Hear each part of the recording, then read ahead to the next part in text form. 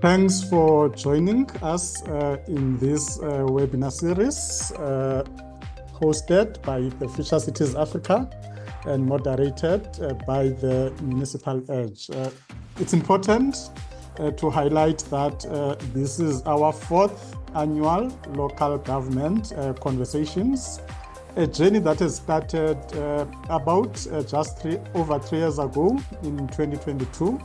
And for that, let me thank Dan from Future Cities Africa, who has really been part and parcel of this journey from the start, including Dr. Emmanuel Ngobo, currently the president of the Chartered Institute of Government, Finance, Audit and Risk Officers, who have really launched this medium to ensure that we continue sharing the experiences, we continue creating a platform for knowledge exchange within local government. And of course, you as our audience, you've played quite a prominent role in ensuring that we continue hosting these webinars. Your insights, your comments, inputs are really the driver of these conversations. And I often refer to you as the producers of these webinars. My name is Zolani and the surname is Zonyane, currently head of editorial and also the curator and the moderator of these webinars. It's been a great journey within these webinars, as I've indicated, and also in our midst from the side of the Municipal Edge, we've got Dr. K. Wood, who is really part and parcel of the production team that will be also assisting us as we kick off this year. We have had 3 past wonderful years.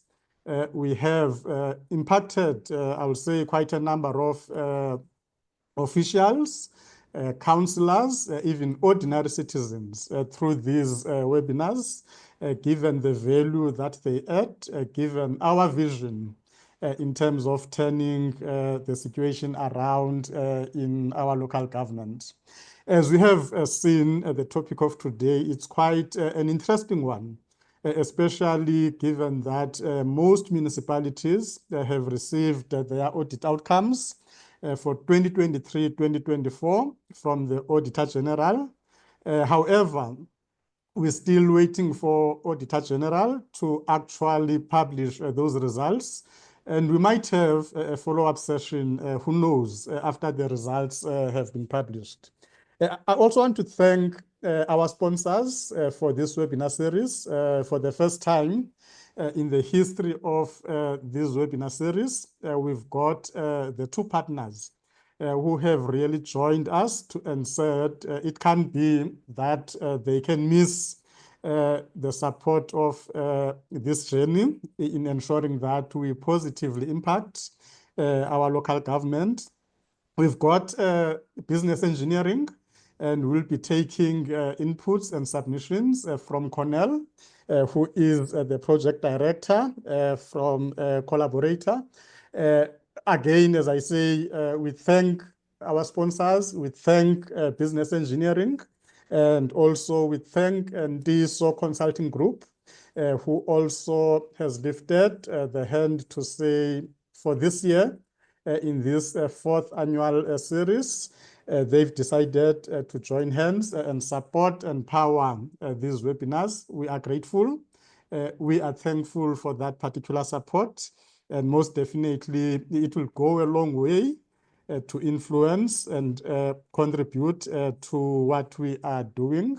But as part and parcel of our panel, we've got also Ntuboy Mokhethi from Gauteng Provincial Treasury, who will really bring the experiences from Provincial Treasury, the support and the vision of Gauteng Treasury in supporting municipalities in Gauteng. And this webinar, it's important also to reflect that in the main, it was also influenced by the progressive improvement by Gauteng municipalities looking at the 23-24 audit that has just been completed.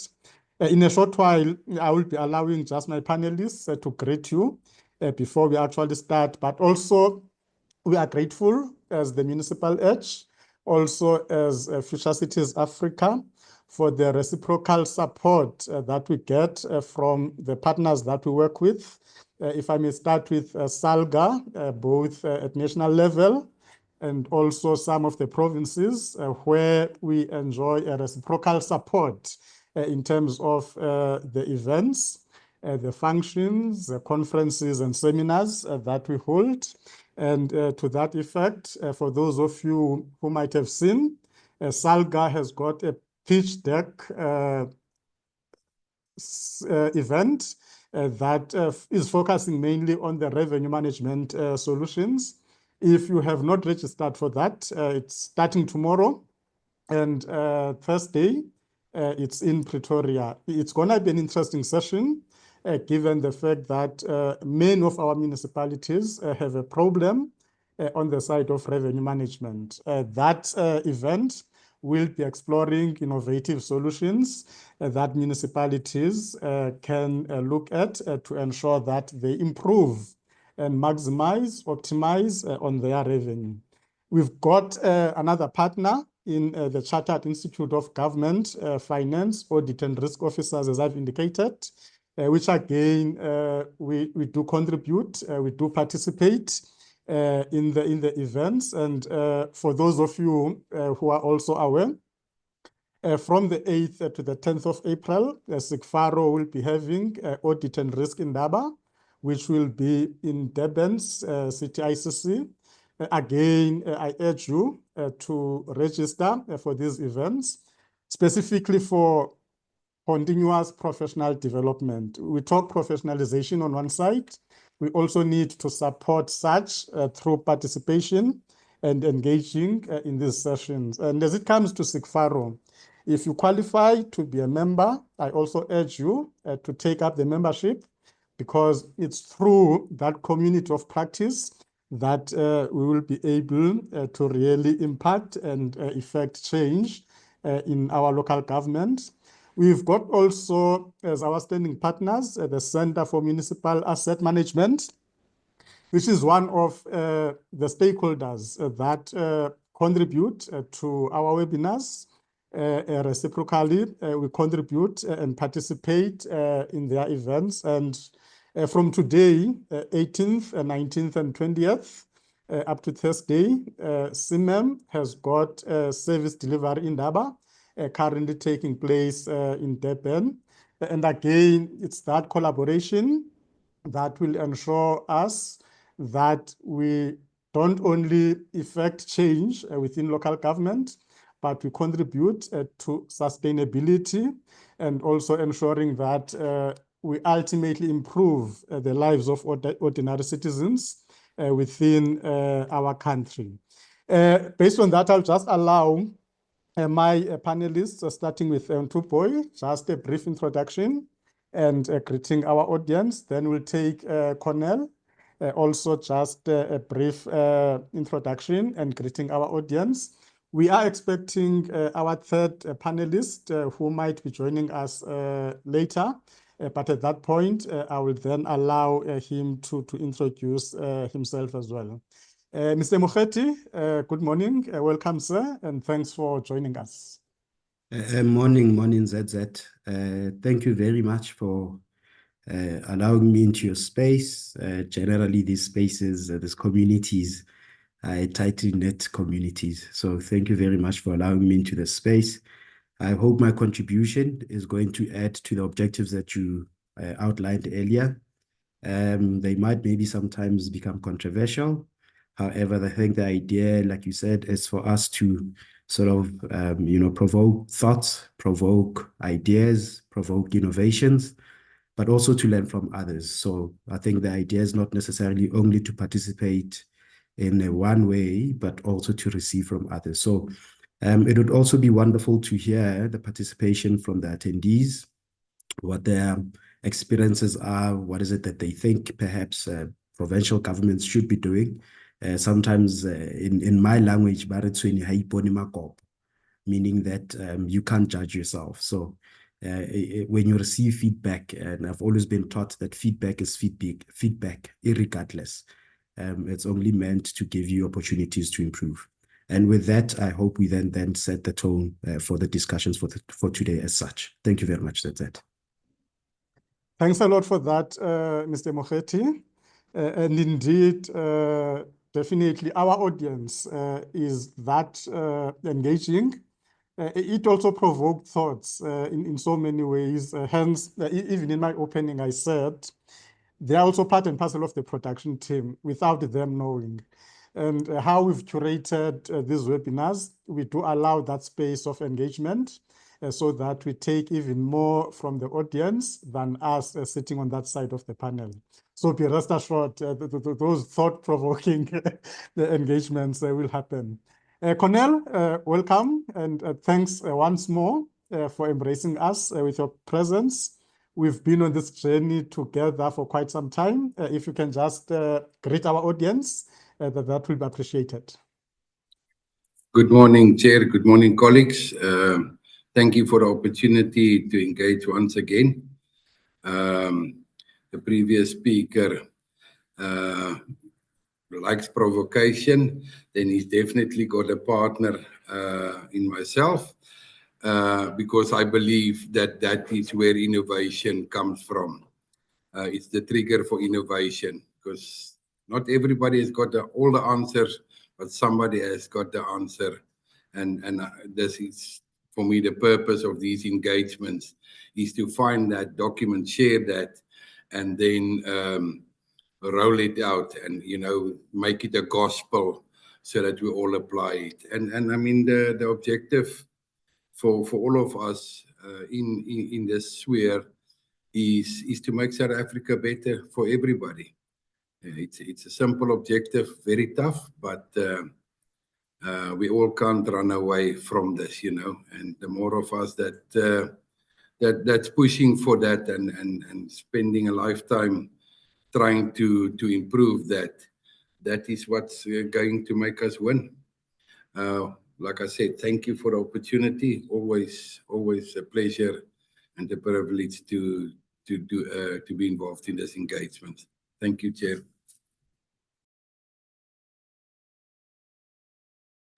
No, thanks for that, Cornel. And again, we are in this together. And most definitely the inputs, the contributions that will be coming in today will definitely ensure that, as you say, we are collectively solving the problem for South Africa.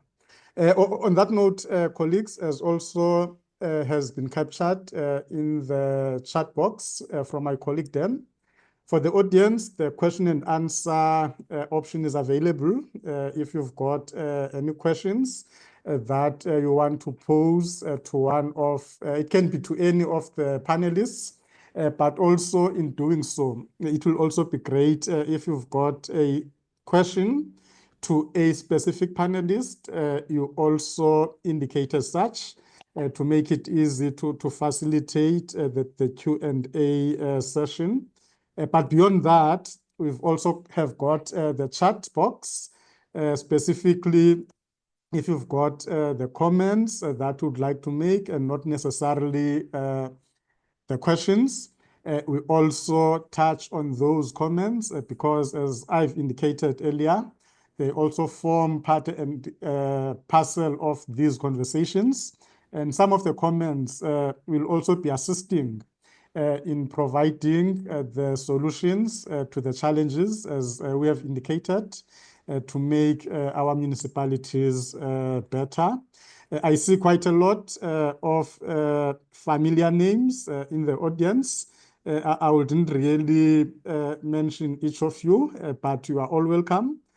Your support, your consistency in contributing and attending these webinars is quite important because, as I've indicated, it's not about us sitting on this side of the panel, but it's about all of us taking that collective role in ensuring that we build better institutions stronger institutions, sustainable institutions that ensures that at the end of the day, ordinary citizens do benefit from quality service delivery that then gets delivered by our municipalities. On this note, colleagues, I will be inviting Mr. Mokhethi just to share with us from the Gauteng Provincial Treasury side, I'll say the approach on what has contributed and continues to contribute to the progressive, I'll say, success of Gauteng Treasury in supporting municipalities in the province. One of, as I've indicated, the motivating factor that led to bringing in Provincial Treasury. There was a press statement by MEC Maile in Gauteng, who at this moment, I believe he's tabling the provincial budget to the legislature, and good luck on that, to say in Gauteng, for the previous audit, there was not even a single regression in terms of the audit outcomes, but we've noted a progressive improvement in some of the municipalities. Yes, we talk clean audits, but for this webinar, the focus is not really on the clean audits, but the impact of the audit action plans in ensuring that municipalities do improve on audit outcomes and ultimately to achieve what we call the clean audit. Mr. Mokhethi, let me hand over to you so that you can just share your insights, experience from Gauteng Treasury, for even other treasuries and other institutions to draw from those actions that are bearing fruit from where I'm sitting progressively for Gauteng municipalities. Over to you, sir. No, thank you very much, Chair. And Chair, without maybe wasting any time, you know, I think when one thinks about moving from red lights to green lights, it's easy for one to think about clean audits because of like clean audits has been the buzzword. And one should understand how the mainstream media operates. With that said, I think it would be remiss of me if I don't try and define some of our operational requirements, or perhaps some of the frameworks that we use. As an example, ZZ, you'd know that by the technical definitions of audit outcomes, we don't have a clean audit outcome. Instead, auditors would speak about modified audit opinions and unmodified audit opinions. Unmodified being good audit opinions, and the modified ones would be the ones that are not necessarily the ones that we look for. However, I think Ntateshi at some point sort of coined a new construct, and I think as Cornel spoke about as an innovation, to try and inculcate a culture of clean and good governance, but not necessarily concentrating. And I think this is where we lost a bit of the essence of what Ntateshi was trying to actually bring through with a construct. The clean audit construct sort of clinged so much to the audit outcome, and it moved away from organizational performance and risk management, and generally just how organizations are actually handled and operations are handled. And we've made a lot of emphasis onto clean audits, as if clean audits are the audit outcomes. But I normally like to sort of give a background, and I say, let's define these things and let's understand how these things are supposed to work. As any organization, I think as you came in, you spoke about today's webinar and the objective of the webinar. And after we did look at the targets and the objectives, we'd definitely do like a quick risk assessment, and we'd look at the bandwidth, being able to carry all of us, myself and Cornel not using the camera at the same time, because South Africa as a country is not necessarily as US in terms of its bandwidth and so forth. And these are some of the things that we bring into our organizations using your pastels, your SWOT analysis, through your strategic planning processes. But your strategic planning processes then identifies risks that are going to hinder you from achieving organizational objectives. And as much as I'm an auditor by profession, or perhaps I started as an auditor and later on moved on to become in the supervising or monitoring, and you then realize that there seems to have been a lot of emphasis towards the audit outcome and not necessarily aligning the audit outcomes with organizational performance. And I just want us to constantly put that in mind. And with that, I would like to define, and I think I might be using someone else's definition. If I do, please forgive me. I might not remember who it is. But how I define an audit finding is that I normally say it's a deviation or a deficiency within your control environment. And let's remember from what we spoken just earlier on. So your control environment, thinking about, it's really your tool, or it's a platform that you create for you to be able to achieve your objectives. Now, if your control environment is then not working as intended or designed correctly, then by theory, you would not be able to then achieve your objectives. We then bring other professionals at some point in our operations to then come deep stick and say, guys, please help us. Internal auditors, external auditors, risk managers on a constant basis that come in deep in and say, guys, looking at your governance processes, we term them those governance processes in how we manage our risks and how we constantly update our targets so that our targets are aligned with the resources and the risks that we associated and the strategies that we have adopted as an organization. Audit then comes and tells management of where they have sort of deviated from their own control environment in their pursuit of their own objectives. And I think I'm making emphasis of their own objectives in pursuit of their own objectives by an external person, which is an auditor, independent organization. What then this helps us with, it then explains that, in effect, if we could do without auditors, if we were human beings that God intended us to be, very honest human beings, very absolute human beings with integrity, then we would not need internal auditors, because every time we deviate from our control environment, we would just come in a meeting and would say, hey, ZZ, you are supposed to manage the risk in relation to bandwidth. You didn't do anything in regards to that. But as human beings, we've got all other reasons why we'd end up having arguments about such. So we then tend to then arrange that in a form of a policy or in a form of, so that then we do not necessarily allow for personal, but everything should be done in a more scientific way, which is your policies, your procedures. That also forms part of your control environment.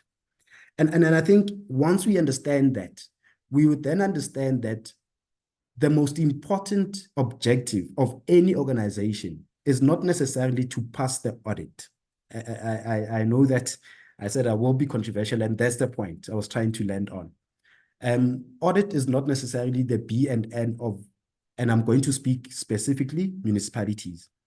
However, we had to understand that municipalities coming from 2003, if you look at the MFMA, its implementation of 2003, the maturity levels had to be taken into considerations as we are starting to roll out certain reforms and starting to roll out certain requirements. And with so doing, the maturity has sort of improved. And I want to speak about now coming back to moving from red lights to green lights. I just want to show you some of the things that we dealt with in the past. In the past, we generally have municipalities not being able to submit financials. Now, believe it or not, I can sit here with a lot of conviction, and I tell you that Gauteng municipalities, all of them, they do not have an issue with submitting financials. We just have an issue with submitting financials of good quality. What does that mean? It means that we have moved away from not being able to produce a set of financials, We are now producing a set of financials, but the set of financials will have material adjustments, right? Where the clean audit sort of makes a huge distinction. When you see a clean audit, you would know that for sure those municipalities did not make any adjustments in terms of their financials. So the set of financials as well as the set of the performance report that were submitted were of good and great quality. They did not need to make any adjustments. However, the very same set that didn't need any adjustments and the same set that needed minor or some significant adjustments, at the end of the day, contribute towards information and decision-making, economic decision-making. So ultimately, whether there has been that significant or Section 122, I'm going to call it Section 122. Please forgive me as I start getting into my normal jargon, but Section 122 is that significant adjustment of financials leading to non-compliance with MFMA. I think what I'm just trying to get at is that whether financials have been adjusted or not, at the end of the audit process, if the financials both being clean or unqualified, meaning both those are having unmodified audit opinions, right? That means that they have served their purpose. It is only that throughout the process, we had to make certain adjustments to these ones which are not termed clean. However, what we'd like to share with everyone is that as we understood that to be, we started then coming up with certain very basic, going back to the basics, things like monitoring performance of key controls. Now, one of the things that we do as a provincial treasury on a quarterly basis, without fail, we would go to municipalities and we would assess the implementation of their key controls as per the FMCMM assessment, which is a tool that is also given to us by the National Treasury. So there is the e-monitor, the Go Muni, as well as the FMCMM. FMCMM, it's a maturity assessment model. Go Muni and e-Muni, those are reporting and databases systems. And this is where municipalities, in the olden days, they used to just send Excel spreadsheets and so forth. But however, as we are moving towards the 4IR trajectory in governments, there's that automation, the move towards automation. So on a quarterly basis, without fail, we would then assess their key controls. We would then assess also the implementation of their audit action plan, coupled with the key controls, their audit action plans. On the other side, and I'm speaking only within my functional area, because I take care of financial reporting and internal audit. And then on the auditing side, we would on a quarterly basis assess the functionality and the effectiveness of audit committees as well as of internal audit. And one of the things that we've done is that we've taken internal audit assessment and we've aligned it with the IIA's quality assurance improvement program, so that then we know that as we assess, our internal assessments can also assist in terms of professionalizing for the internal auditing standards as well. Now, what then that helps us with, it keeps the municipalities in check in making sure that the control environment, everything that needs to be done on the control environment is done. We do find that not necessarily everything has been done. Then we've developed like a recommendations register where we make follow-ups on that recommendations register. Obviously, we make use of the audit committee. I normally say I clever people. What is to clever in English? What is to? I use the audit committee to escalate my issues. I forgot what is. It's not to gossip, but it's to take my issues to the audit committee when people are not giving me joy. And I think one of the biggest things that we started as maybe a game changer that we've never done in the province last year, and that we've got like I wouldn't want to put it as a solid line, but necessarily I can put it as a dotted line for now, is the introduction of the interim financials. What happened was, as we introduced the interim financial statements, we had one municipality, and I'm not going to name by name, but the municipality had been qualified on the section of assets. And we have been trying to sort of, get hold of this asset issue. But what then we did the interim financials, but we involved the Auditor General in the process of the interims.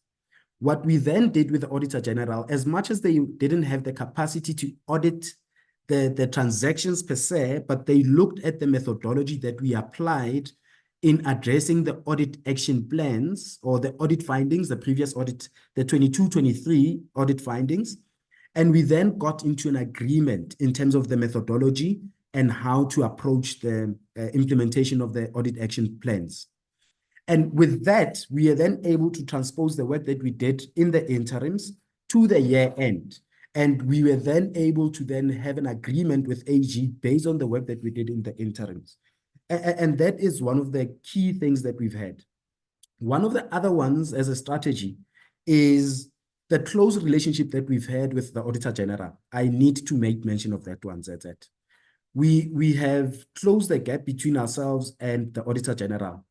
I'm lucky that I served articles at the Auditor General. So sometimes when I go back to the office, they accept me as their child. So I went to the office and we said to them, we saw the idea that we need to constantly be GPG. And I'm not saying GPT because GPT is Provincial Treasury.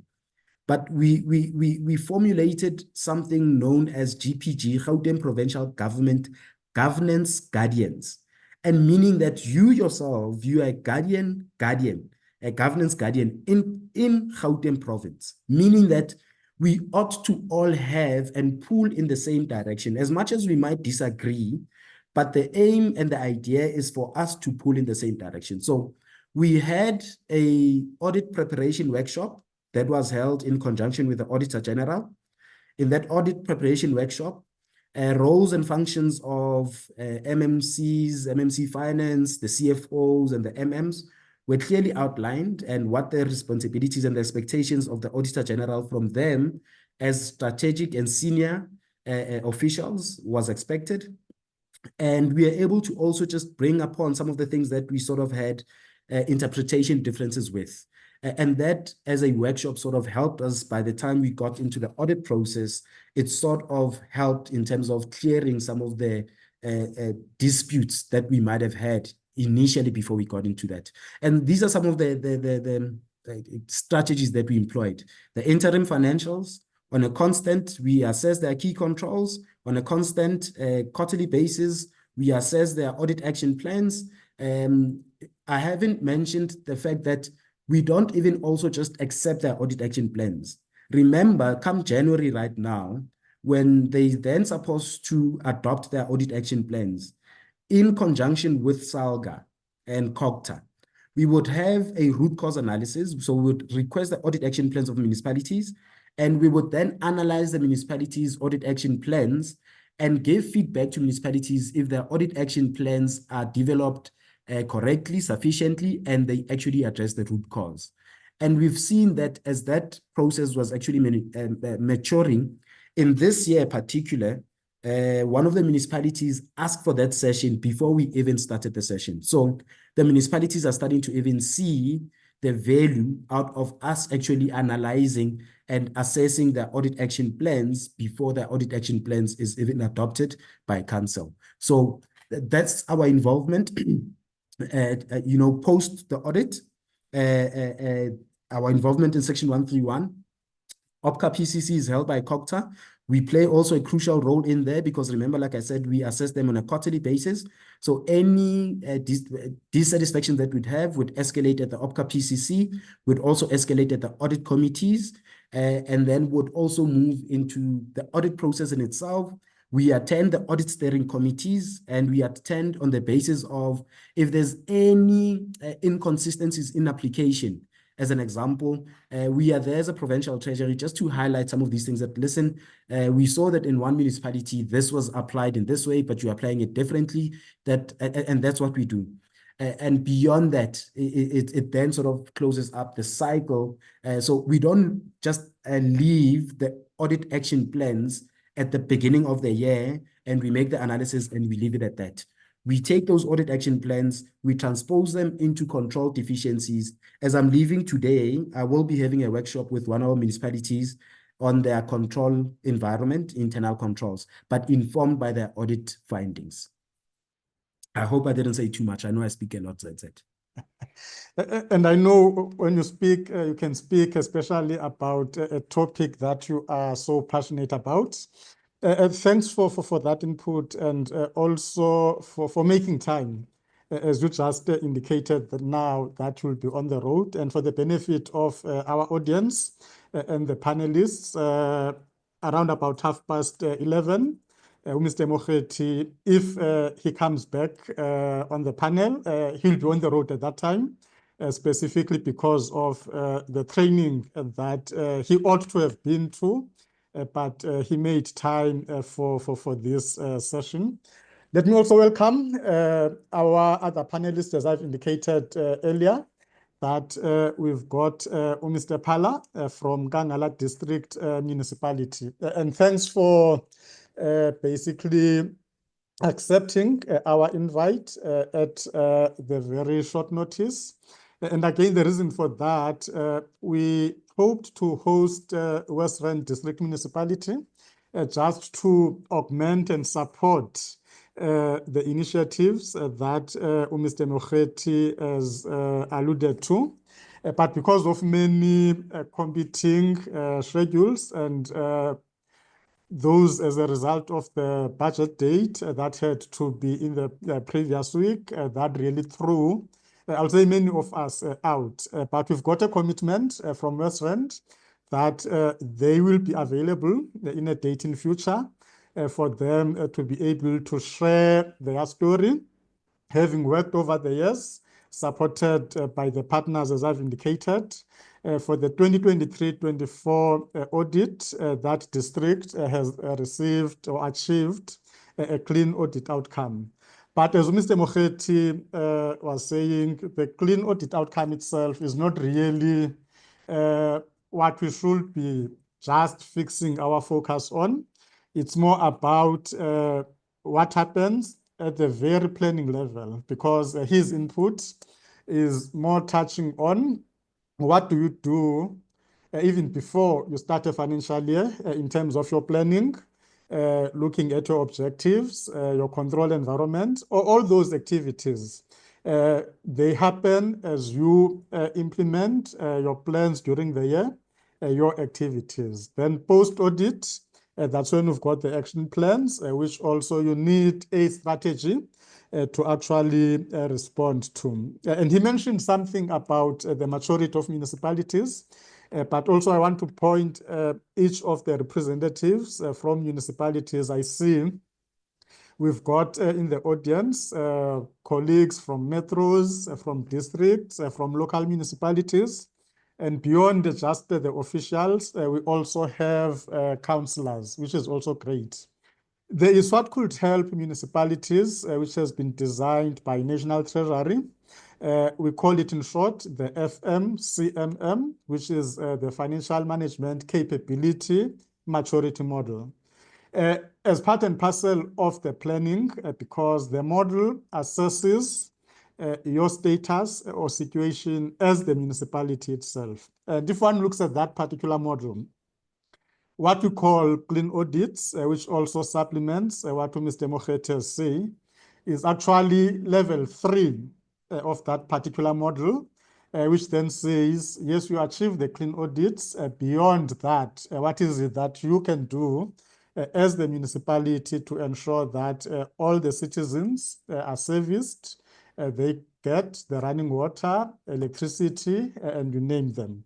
But it also becomes the responsibility as well of us as citizens, something that I often raise, that if we don't come to the table in assisting, supporting municipalities to run effectively, somehow we contribute to some of the challenges. Mr. Phala, let me allow you just to greet our audience, and we will then, as soon as you've done the greetings, we will take Cornel, just to take it further, Cornel, to say, Mr. Mokhethi touched mainly on the people element. What is it that, as the human capital, we need to be doing in ensuring that all these plans, objectives, control environment is in place. But beyond that, we've got processes, we've got technology, which again, I will be allowing you just to share and also to indicate to the audience in terms of how does business engineering and collaborator and partners in that aspect do provide, I won't call it support, because it's a value add within the processes of municipalities to ensure that ultimately they do comply. They do ensure that where there are action plans, not only audit, how best they can focus and rely on the processes and the technology that is out there. But before you come in, just to greet our audience, Mr. Phala, welcome. Mr. Phala is from Nkangala District Municipality, as I've indicated. He is the MPEC researcher. And let me say, he is one of those MPEC researchers that I've come across who really assist by providing direction and technical support to many municipal public accounts committees, given their role in the governance value chain of municipalities. Over to you, Mr. Phala. No, thank you very much, Mr. Zondi, and the colleagues out there. I want to apologize first that I just joined the meeting now. In the municipality, our offices were invaded by the disaster management team, which were doing the drills. And unfortunately, I'm still settling.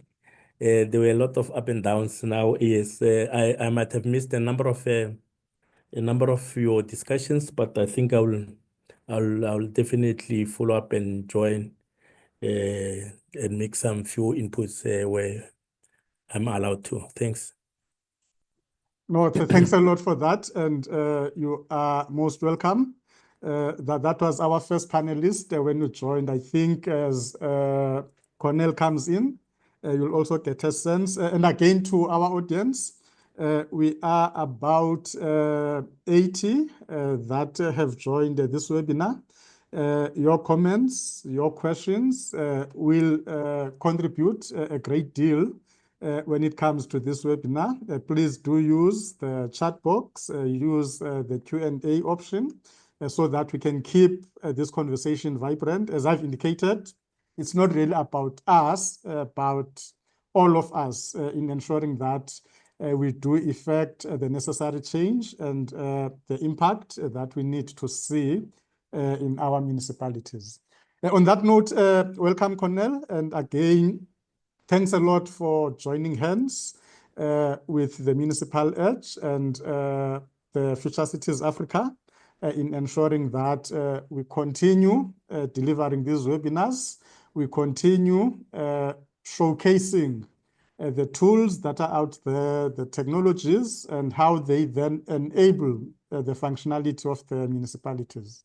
To just share with us and the audience, specifically the work that you and your colleagues are currently involved in, specifically in addressing some of these deficiencies around the audit processes and ultimately ensuring that the audit outcomes are attended to. Over to you, Cornel. Thank you, Chair. It's my video display. Once again, my apologies for the bad view. Chair, yes, with the previous speaker, interesting points that is made. And one that I might or want to highlight is clean audit doesn't necessarily mean clean service delivery. And I think, you know, my opinion is nobody has died from a qualified or adverse audit opinion.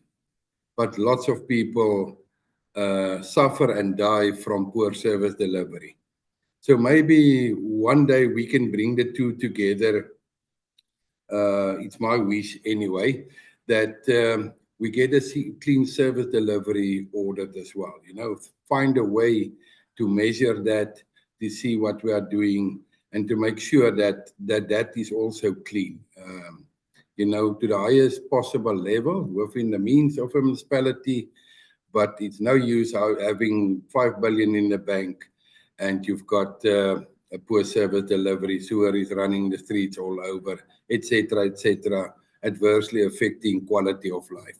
So that's my wish, and that's what we strive to improve. You know, one thing that we do is measuring real-time service delivery issues, how quick we respond, measuring it, trying to improve, putting measures in place, changing systems to enhance improvement. You know, on a financial side, I believe that the system must be forever changing, because every year the methods and the methodology of the AG and all this auditor changes. The accounting environment changes by MSCOA, it makes new requirements. So you need to be adaptable. We look at data differently. When I started 25, 30 years ago in local government, what we had, the long books and the multiple column cash books, and where we are now in terms of MSCOA, it's a different world. Data has become, it expanded, it is stored differently, we account for it differently, and that is where the system comes into place, is to analyze that and to give that quickly, accurately, provide those data. And then change it for a different view of a preview, you know, from a different perspective. I believe, and that's what we try to implement, that the system makes available, the features available, is audit starts at the point of the transaction. It actually starts in your planning phase, the budget, where your policies, etc., is there. It needs to go directly from there with the resolutions to the audit, what we call the audit action or the audit plan or audit file, because it defines in the previous year what you're going to do next year, and obviously you are benchmarked against that. So that's where it starts. When the transaction starts, is capture, get all the information. It is related to a tender. You don't have to go two places. The invoice is or the order is a result. Is a result of you know, the tender that went out. Why must it be separated? It is the same thing. It's the same originating thing. And if you look at assets, multi-year assets, that same documentation is required 2 years down the line when that asset is unbundled. You know, so that is what we do. It is one time, one thing, and you will always get the same result. Whether you look at it from a procurement perspective, you will find the bid specifications from the planning phase. You will find it under one file, if I can call it that way, where you can see the whole life cycle of that transaction, and it stays there. Once audit starts 13 months down the line from your first transaction, it is still there. You don't have to rush. It is available. Then, for my experience, once again, a practice that we install is that once you receive an audit exception, a good audit action plan is an action plan that has got less than 5% of your original findings in. Because if you receive the finding in early September, the best is to start fixing it that point in time. Assess the finding, assess the impact of the finding, see if it's repeating in the current year. Are you doing the same? So that you can put it through the proper processes of journals, whatever it's required to fix that, and then add it to the workflow system where we say by this time this must be done by whom, and everybody can see that activity because it's at that point in time already relating to the audit action plan.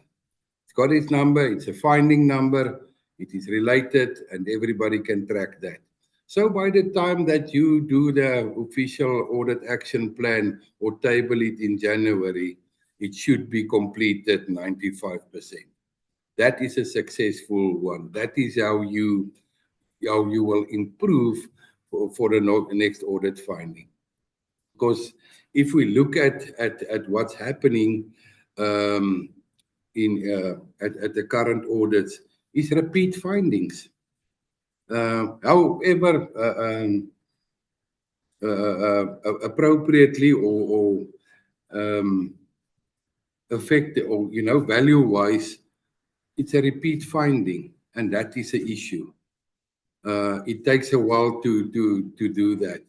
The next thing is the managing of exceptions raised by the auditors. Firstly, the RFI process, we put it through workflow, everybody attach it, it goes to the reviewer that's responsible for the audit, which then decides what the engagement will be or the response to the AG. That part is where we are failing a lot of time. We don't fight, we don't understand, we don't pay attention. And here's the problem. You can't fix something that's not broken.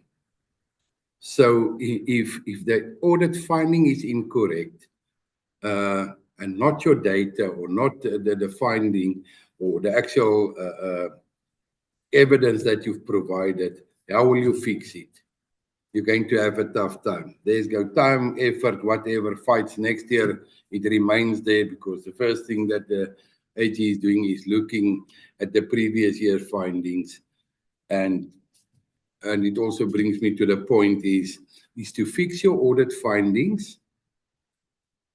Let's say a week, 2 weeks when you got it. Then the auditors are still on site. So you can clear that finding from their perspective already for the next year. Next year, you will have more time. You will have time to prepare. You know the stuff, it's corrected. You've put it through processes because there isn't the same fix for every finding that you get. Some takes a couple of months that you have to do. It has to go to impact, a whole process to go through.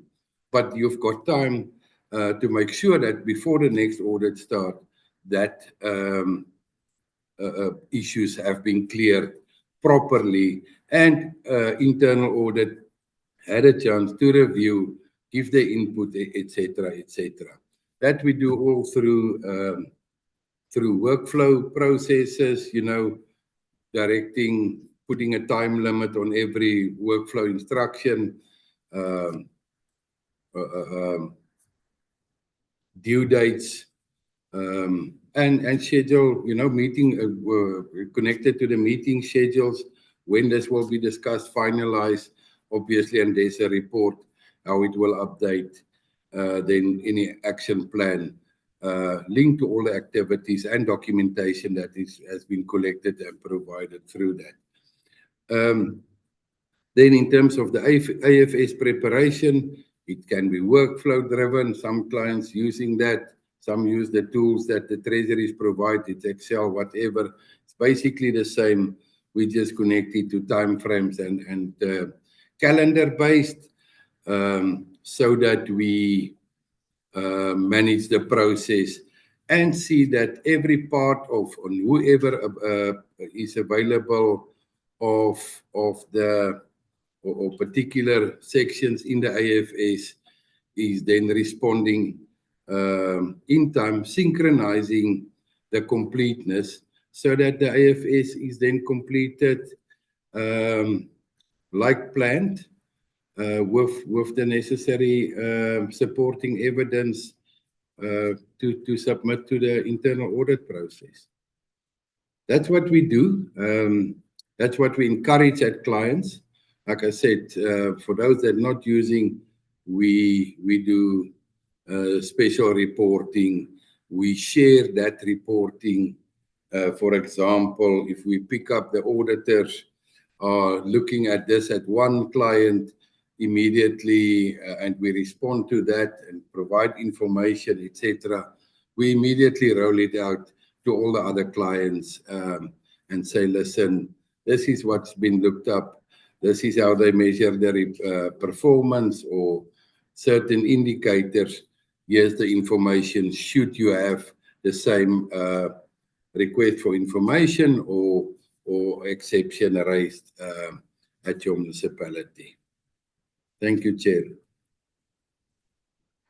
No, thanks a lot for that, Cornel, and those insights are quite very important, especially linking to the input that we received from Mr. Mokhethi, that indeed some of these actions don't even have to wait for Auditor General to conduct the audit.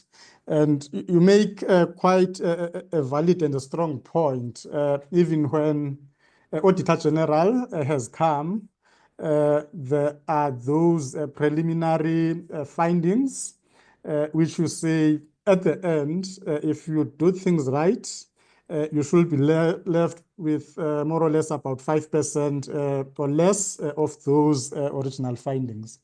And again, on the repeat findings, you also raise quite an important aspect that in an ideal world, that's what I usually say or put forward to say, even the repeat findings themselves, if it was not for the case of in some municipalities where an audit action plan will be there, well and good, but what would normally happen is at the end of the financial year, is that it's like we stop everything that we've been doing right, and then we wait for Auditor General to come to have some findings, and then we start again. Again, if we can manage and deal with that particular practice to ensure that if there are action plans that are being implemented, 1st of July, you continue with that implementation. You don't get distracted by the point that that other year has ended. We are in the new year. Therefore, we wait for Auditor General to come in. And again, I think your input also supports the fact that if during the year you are, I'll say, delivering on all these actions, you document them. They are in a system, an environment that ensures you that when Auditor General comes, you've got everything in order. You've got, as you've said, all your transactions. You can back them up.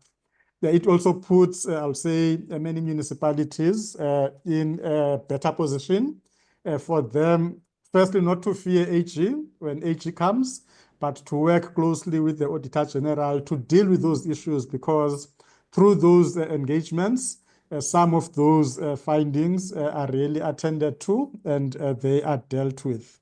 Once more, thanks for that input. And in a few minutes, I will be allowing Mr. Phala, just based on one of the key governance structures, as I've indicated, the Municipal Public Accounts Committee and its role within the audit value chain, because that is a committee within municipalities that has got a crucial role, not only on action plans, but broadly.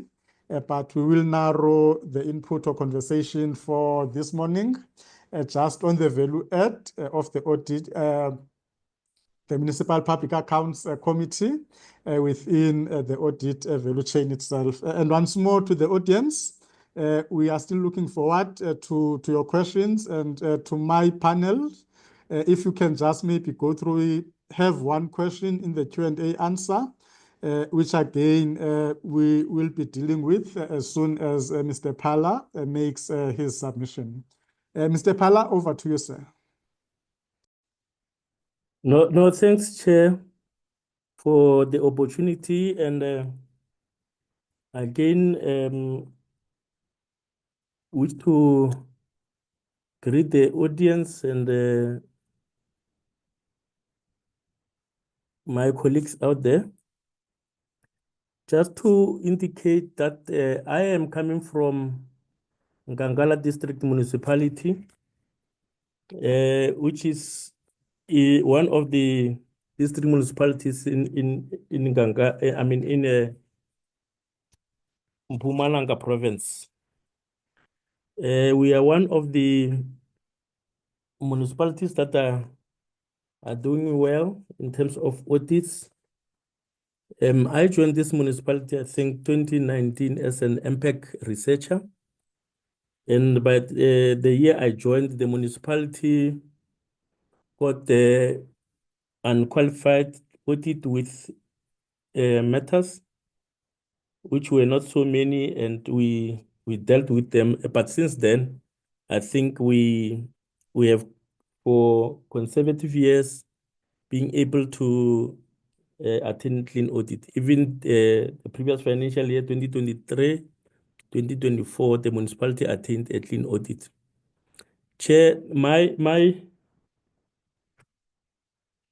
input is on how the MPEC, as one of the oversight committees, assists in ensuring that the audit action plans are developed and are monitored. The implementation thereof are monitored. I would start by indicating that as an MPEC,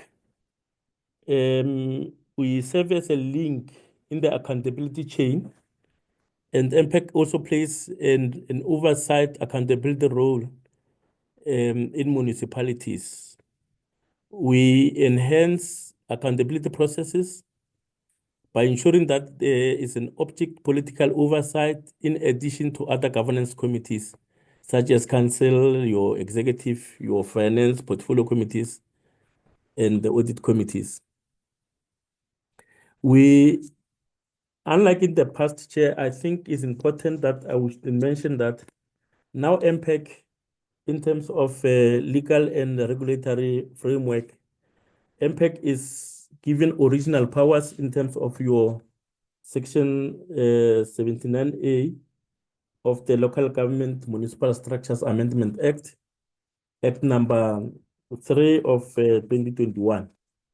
One of the authorities that are given to MPEC, or the powers that are given to MPEC, is also to deal with this issue that you are attending to, and ensure that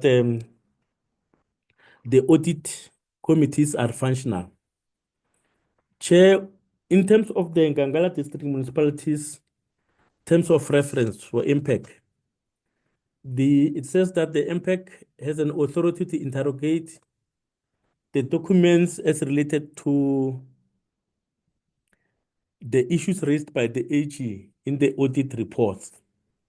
Now, the process that we follow is that here in Nkangala, we have adopted the Circular 63 that provides the early adoption of the oversight report.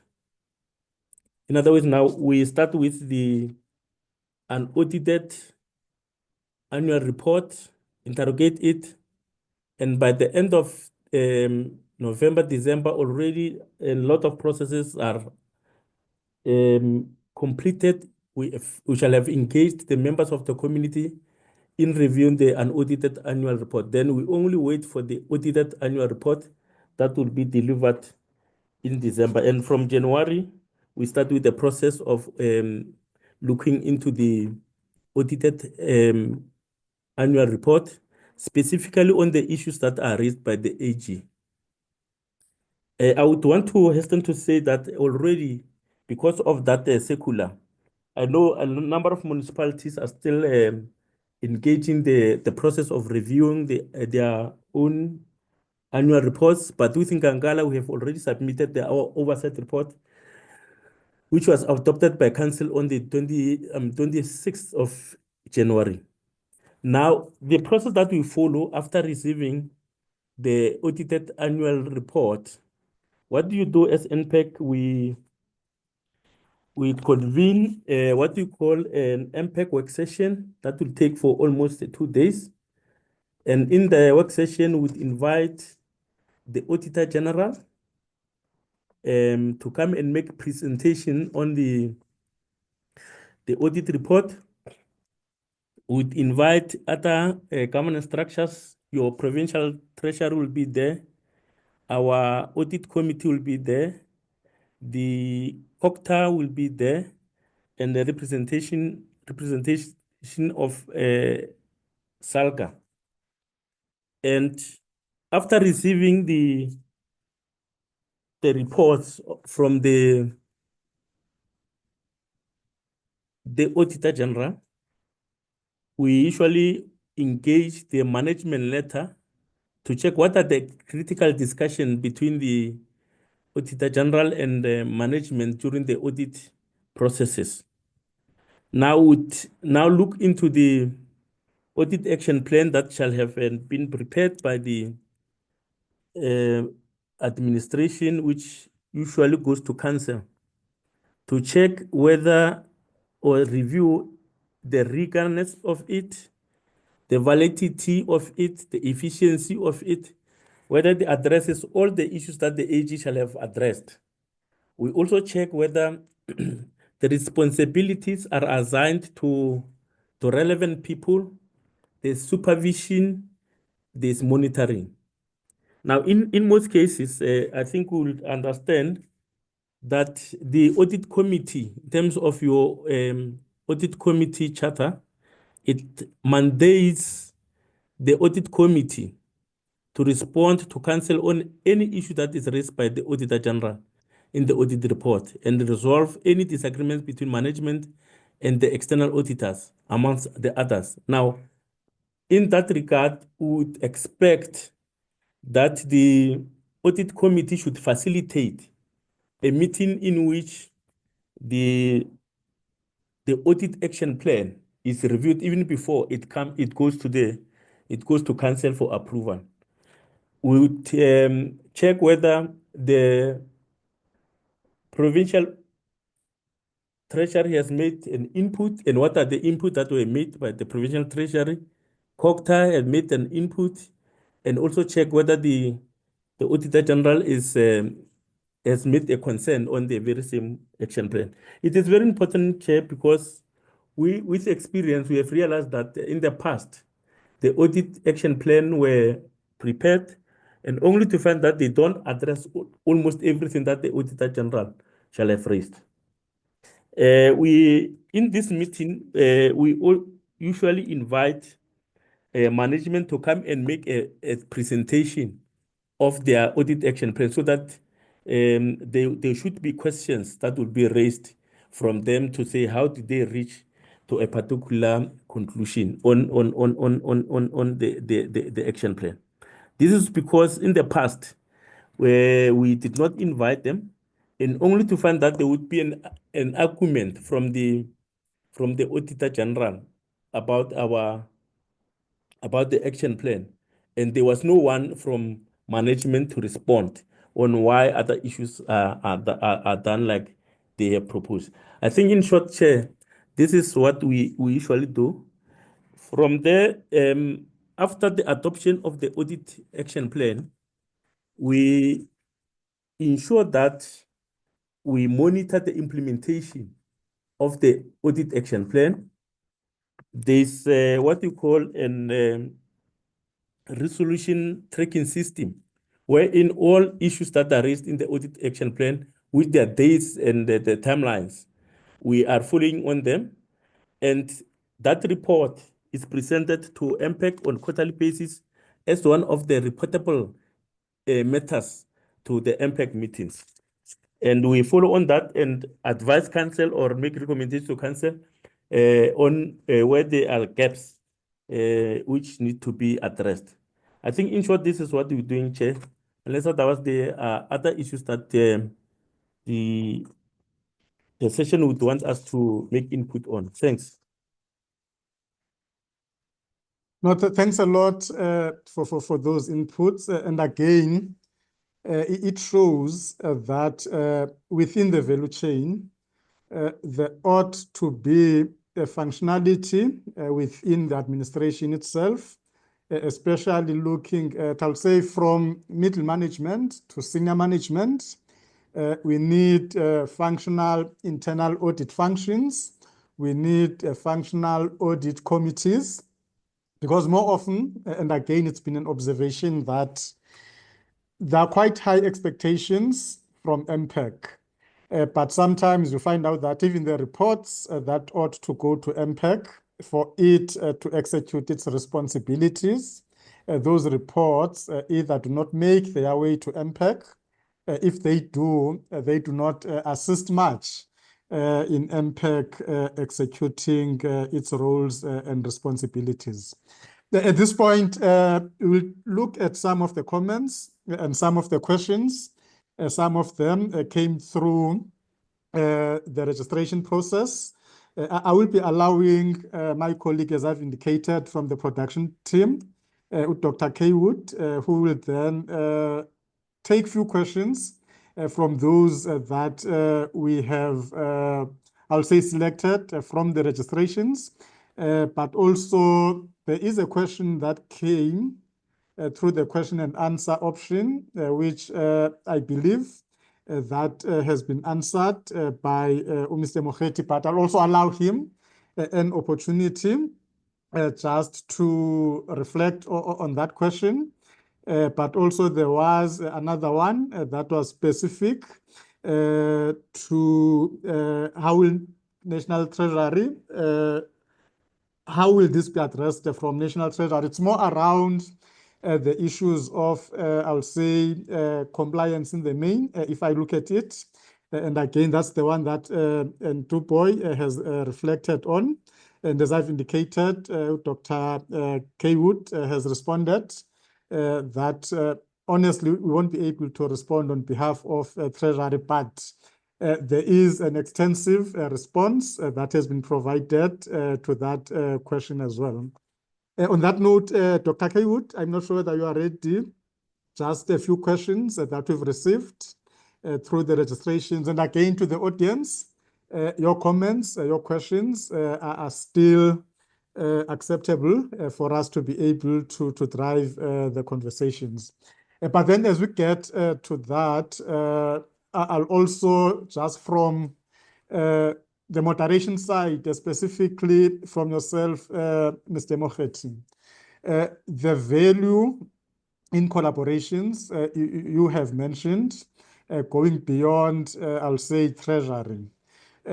From your perspective as Treasury, it's one thing to talk about the collaborations, but also it will be important just to share with the audience and also the panelists within Gauteng how that unfolds, because you mentioned COGTA, you mentioned SALGA, but also the reception by municipalities, because it's one thing to have a package of support as provincial government. How receptive are municipalities with respect to such support? Dr. Kaywood, let me give you an opportunity to pose those questions to our panelists. Thank you very much, Mr. Zonyane. Good morning to everybody. As introduced, I'm Lungelo Kaywood. I work for the Stellenbosch University as a research fellow in the Faculty of Law under Urban Law and Sustainability Governance. I had tried, Chair, to respond to some of the questions. I misunderstood you, but just for the benefit of the panelists, I have filtered the questions in a platform only for panelists. But I just wanted to add on the question that was for Treasury. not to respond on behalf of Treasury. I did mention that we can't respond on their behalf. But the question remains valid, Chair, and I think one should try and answer it from a cooperative governance approach as envisaged by our Constitution. Yes, National Treasury could take a lead alongside with other key role players in the IGR space.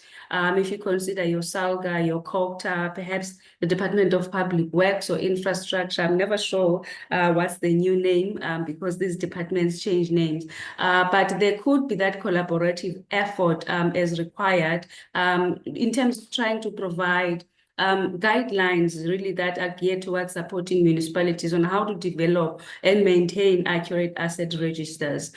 This could be in the form of perhaps training programs. Yes, there are already, maybe interventions in place, but there needs to be that collaborative effort from all the IGR role players so that we don't see SALGA doing their own thing, COGTA, and then there needs to be that collaboration. This could include maybe training programs for municipal officials to enhance the capacity, but perhaps a more specific role for Treasury they could lead in terms of trying to explore options around perhaps allocating additional resources or trying to find alternative funding sources to support municipalities in establishing and maintaining comprehensive asset registers. And these could be done through partnerships that are legally permissible.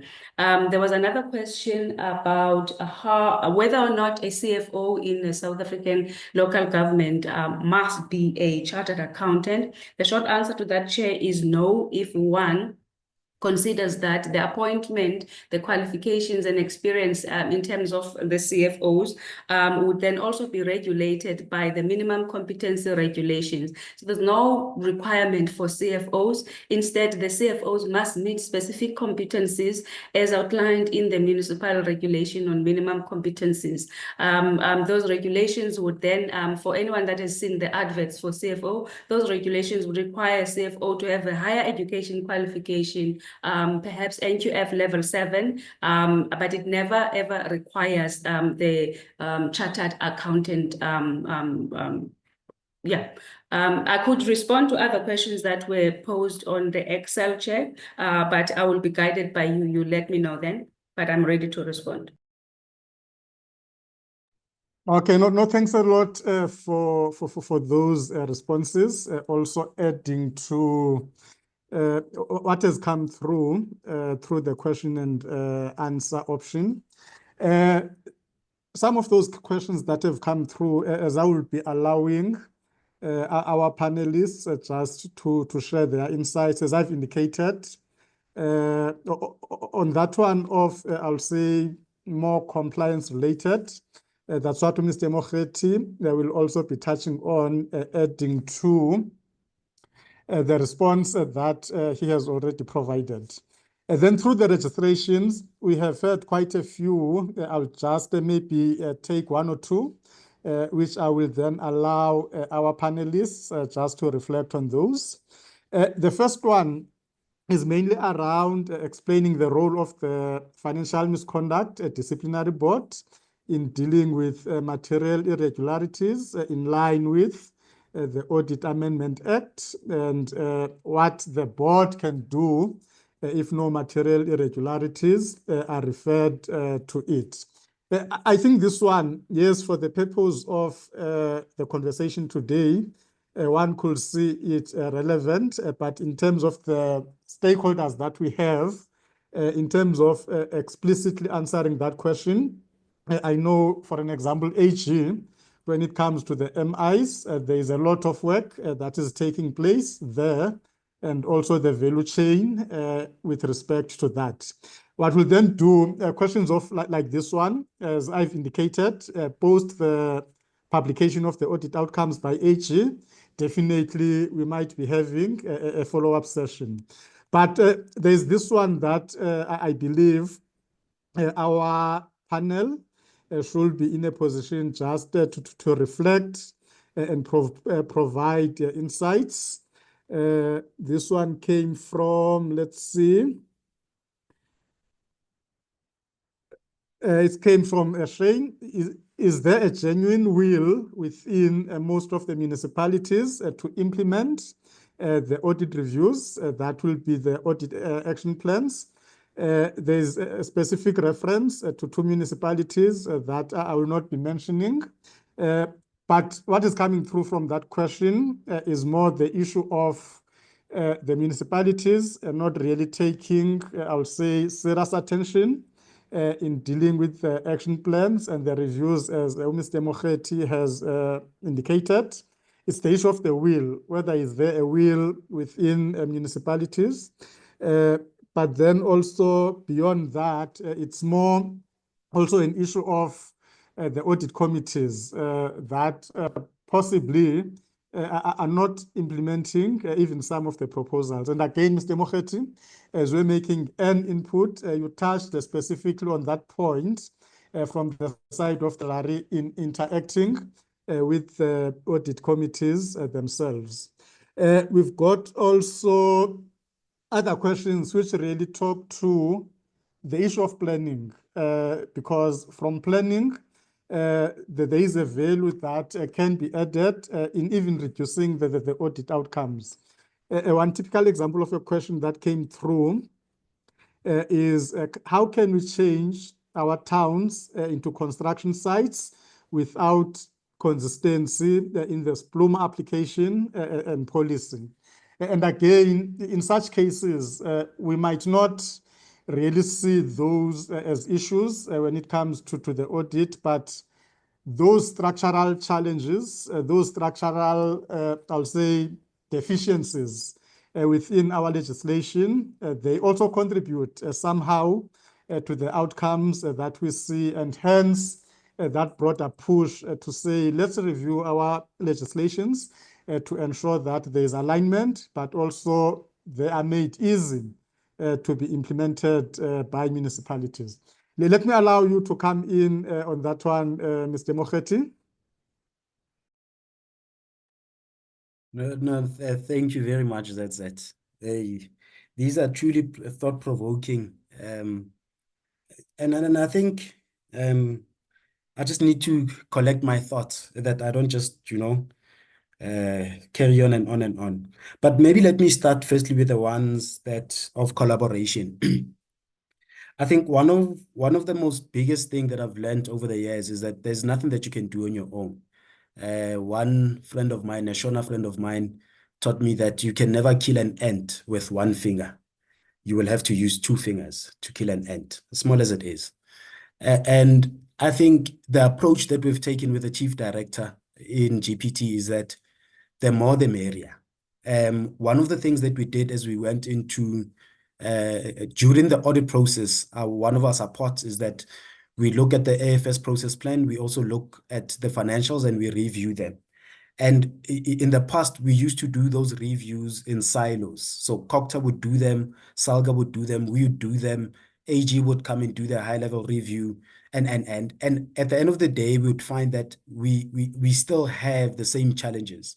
What we then did is that I then combined everybody, like I said earlier on, and made a GPG governance guidance, where we then said, let's combine the capacity of SALGA, COGTA, and Treasury. And instead of doing a high-level review, we now make it a technical review, in the sense that where there are risky areas, or when we do our risk assessment, because at first we just used to do a high-level review.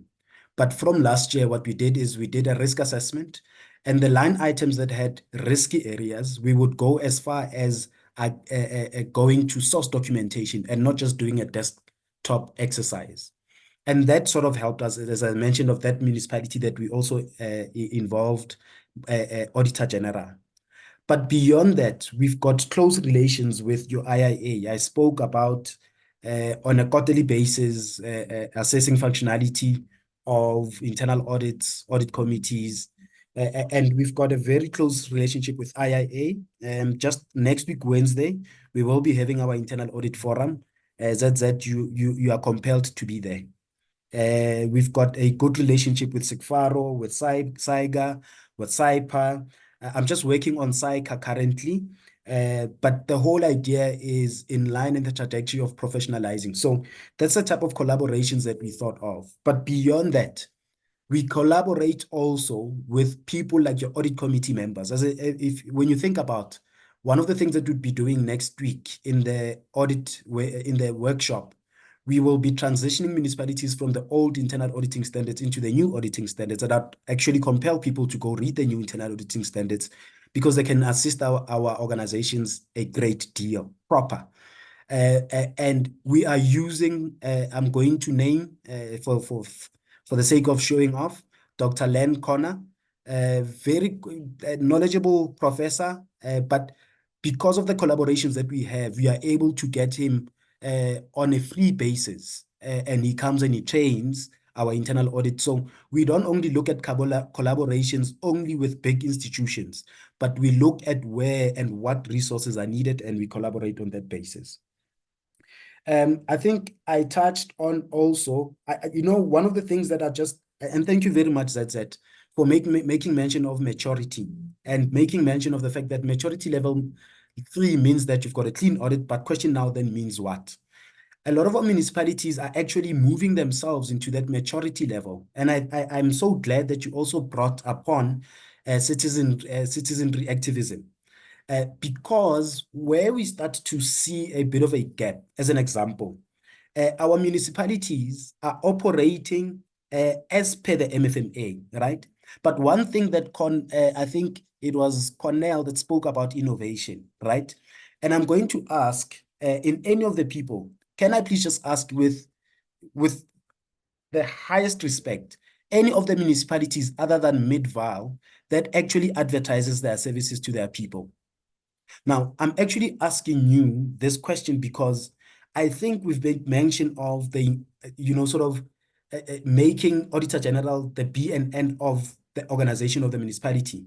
But we will never, ever be able to sell our electricity, our water to the people that we don't even know where they are, who they are, that we don't have even public relations with. And that's what public relations is marketing is public relating with your own people.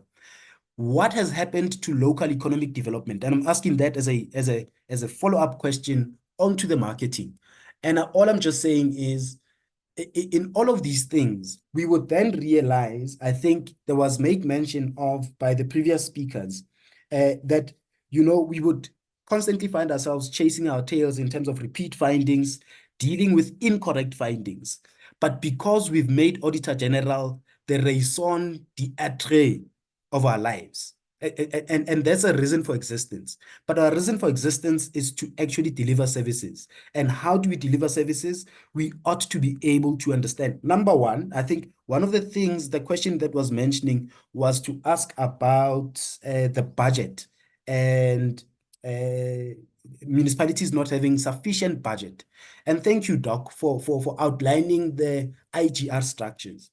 But I need to say to everyone that is here, there has been sort of, and that you've been in that space, where Treasury constantly pushes back to local government because of the autonomy of local government to say, you are supposed to be self-recovery yourself.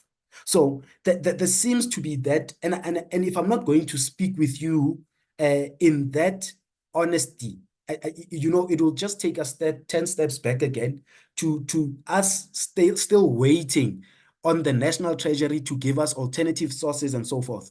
But I think I want to challenge each and every one of us to say, I believe personally that local government municipalities are the most simplest business because you are given clients, all you need to do is service them, invoice them, and collect the money from them. However, with all the challenges that the municipalities are facing, I am not discounting them. I just have a plea that I think we ought to move away from thinking audit findings, Auditor General, but start thinking service delivery.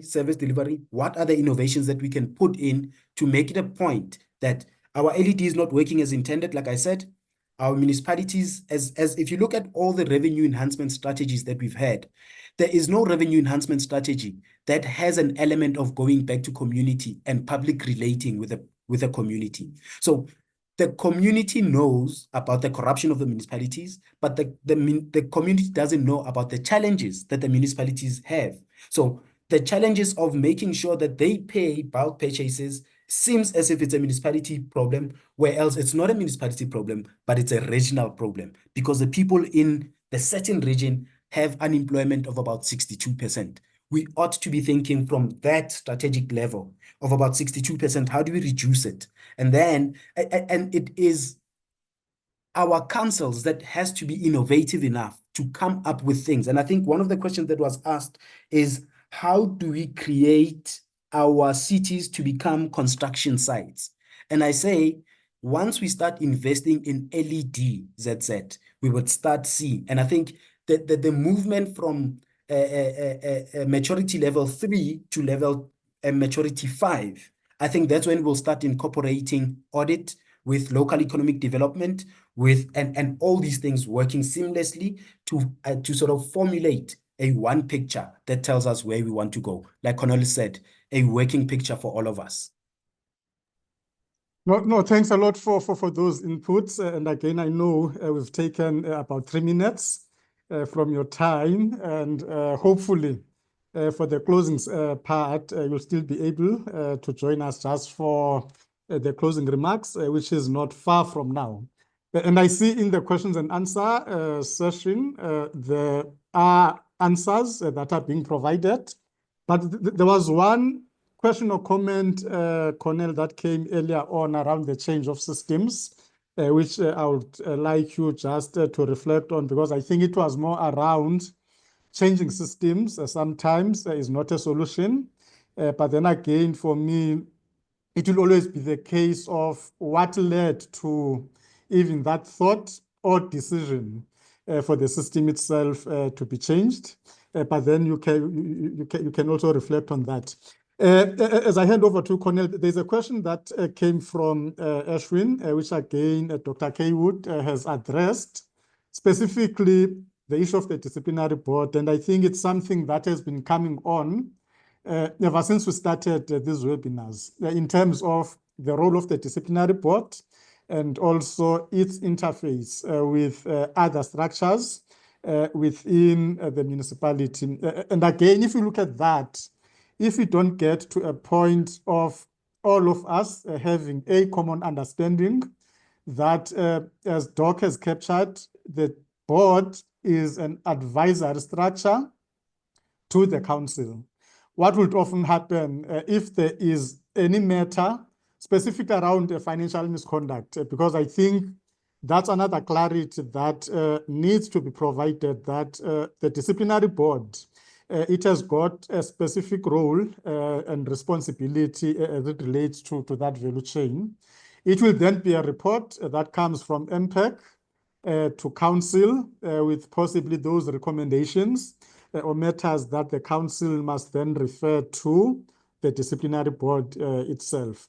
But again, in terms of that value chain, the interface between these structures, it's really something that we also looked at in 2024 when we had 2 sessions on the UIF W expenditure sessions. And again, these are the issues that really contribute to the audit outcomes that we see. If we don't deal with that element, we will forever have the challenges. But that distinct roles and responsibilities, as Doc has captured, it's important, and it's something that even when we had those sessions in 2024, we then put up a proposal to say perhaps we need to have a standing session or webinar where we delve deeper into the functions of these committees, these structures, how they interface to ensure that they effectively deliver on their roles and responsibilities. On that issue of the change of the systems, if maybe you can just share your insights in terms of it not being a solution. But again, as I say, it is my argument that if one has seen a need for the system to be changed, definitely something has gone wrong there. Over to you, Cornel. Thank you once again, Chair.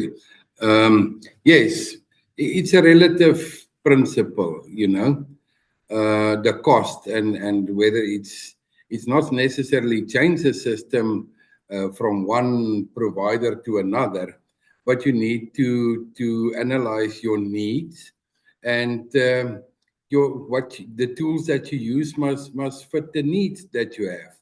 And I think the ultimate benchmark is what is the improvement? Because you can have a system, you don't use it, and you're still getting consultants from another service provider and consultants to do that work for you. So is the system going to replace that? That should be a first question, that you can do it yourself and manage it, or do you continue? It happens a lot with assets and those kind of things. It's a continuous thing. The service providers are milking this because they do the same stuff every year. They do work that is not supposed to be or not required by CRAP, like fixed assets, roads, underwater assets are apparently verified annually. I don't know of a road that's moving. I don't know of a water line that's moving. That is the problem. We do stuff that costs money, but when it suits somebody, then it's fine. If that somebody does my work for me, great. I get it, and I get the performance bonus. We never develop. We never get out of this hole that we are in.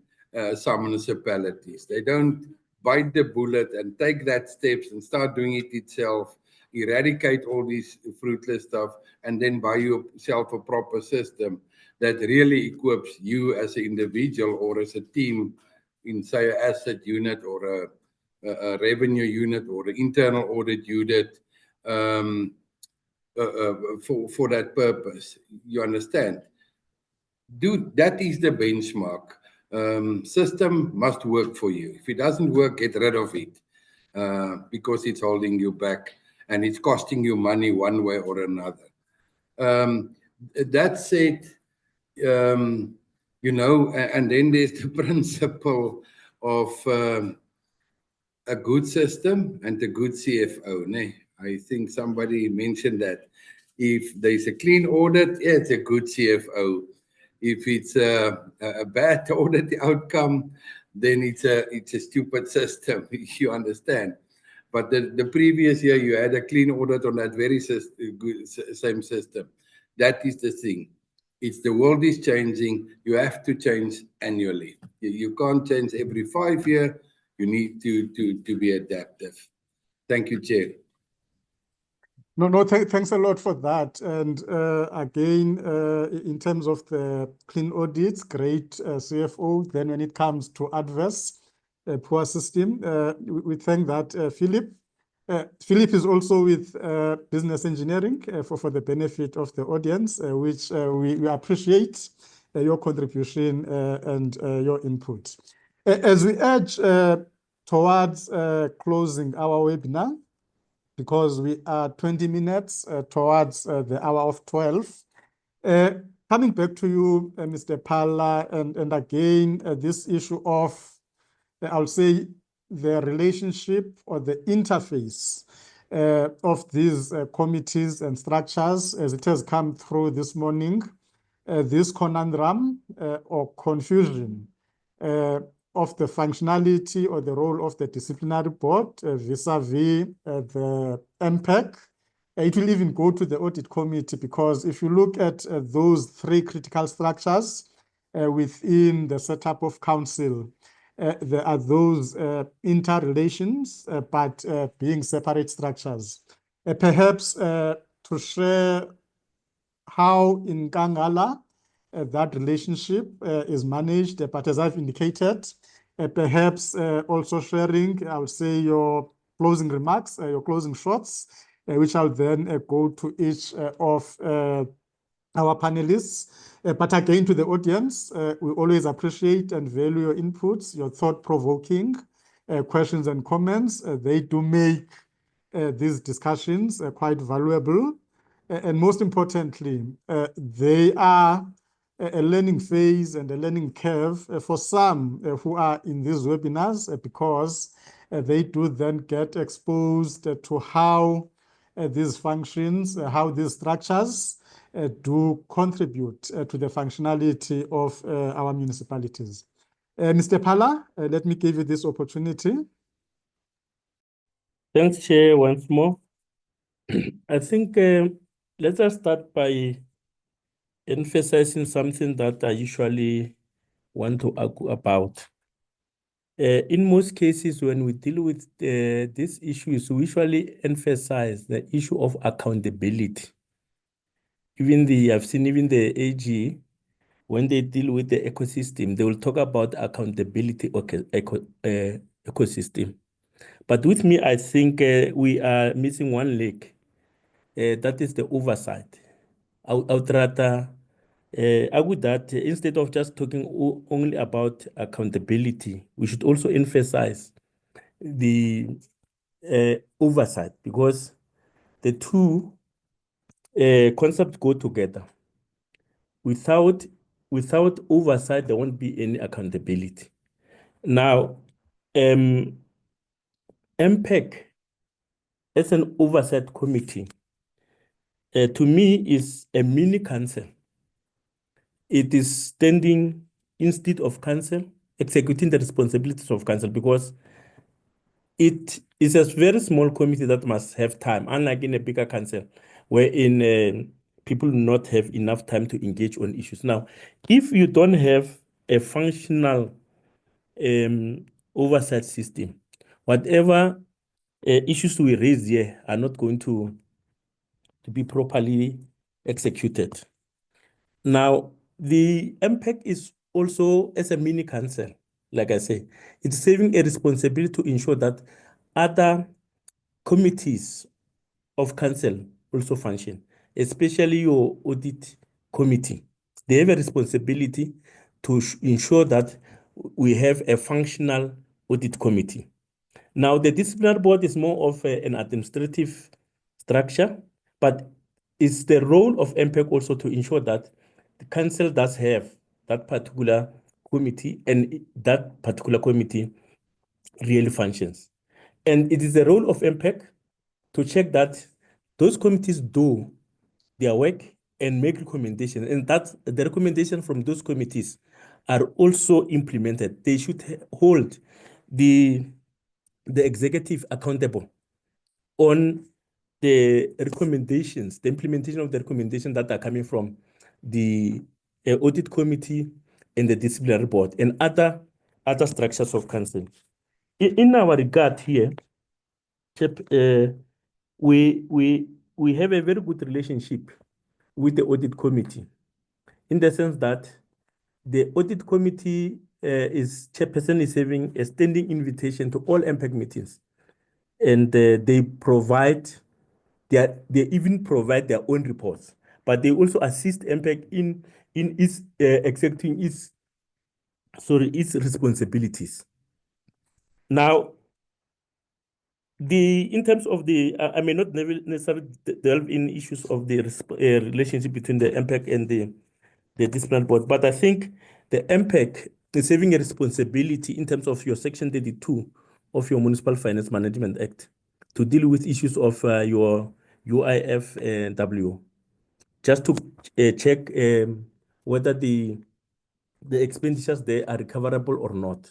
But they must also be able to recommend if there are other issues that they feel the need to be addressed by the disciplinary board. They should be able to refer to those issues and ensure that the disciplinary board execute its responsibility and come back.